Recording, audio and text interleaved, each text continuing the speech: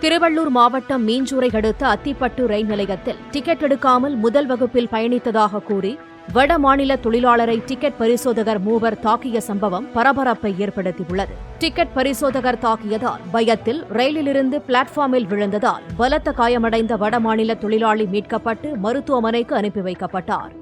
அவரை தாக்கியவர்களில் ஒரு டிக்கெட் பரிசோதகரை ரயில் பயணிகள் விரட்டிச் சென்று மடக்கி பிடித்து போலீசில் ஒப்படைத்தனர்.